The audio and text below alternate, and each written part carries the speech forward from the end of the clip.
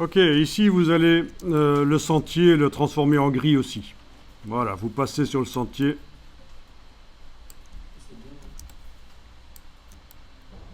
Si vous avez débordé, vous pouvez faire toujours CTRL-Z.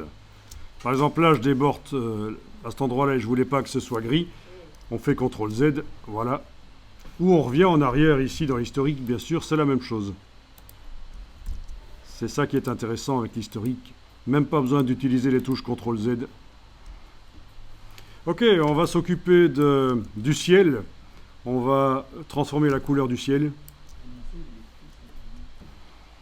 Alors, on va aller chercher un réglage qui modifie les couleurs. Image, réglage, teinte, saturation.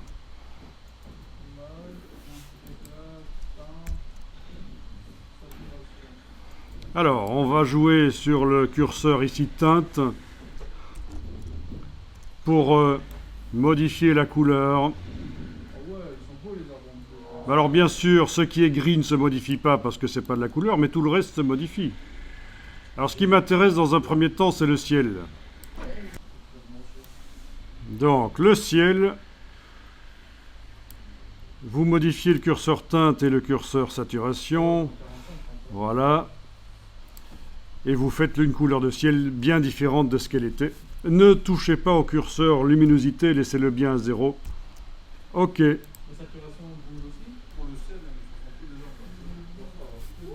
Alors, si vous trouvez que vous avez obtenu un résultat qui vous plaît, il faut enregistrer le fichier sans le fermer. Parce que si vous le fermez et que vous le réouvrez, tout le contenu de l'historique a disparu.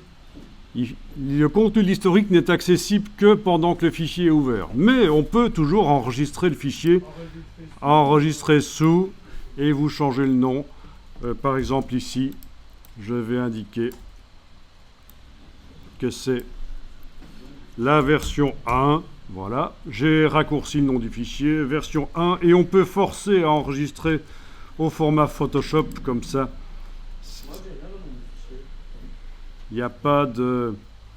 Comme ça, il n'y a pas de compression JPEG qui se refait. Donc le format Photoshop, c'est mieux. Dès qu'on commence à travailler sur les images, passer au format Photoshop. Voilà. Et je peux continuer le travail. Donc je vous montre un peu la logique et après vous aurez vite compris et vous pourrez faire par vous-même. Voilà, vous avez donc tous transformé la couleur de toute l'image en fait, mais ce qui nous intéressait, on se focalisait sur la couleur du ciel. Parce que maintenant, on va pouvoir faire ceci. Revenir en arrière et réinjecter l'image telle qu'elle était au moment où le ciel chez moi était rose. Donc avec l'outil forme d'historique, avec une brosse assez grande, je vais passer rapidement sur le ciel, voilà. Et il devient rose. Alors, si vous vous dites, mince, tout à l'heure, j'ai rendu la pelouse grise et le chemin aussi, mais je voudrais que le chemin maintenant redevienne brun. Comment est-ce que vous allez faire? Comme ça. Quand est-ce que le chemin était encore brun? On est certain qu'il était encore brun quand on a ouvert l'image. Donc, pinceau d'historique en face de ouvrir. Et donc, avec la brush, vous allez pouvoir passer sur le chemin et il devrait redevenir brun. Logique. Voyez la logique?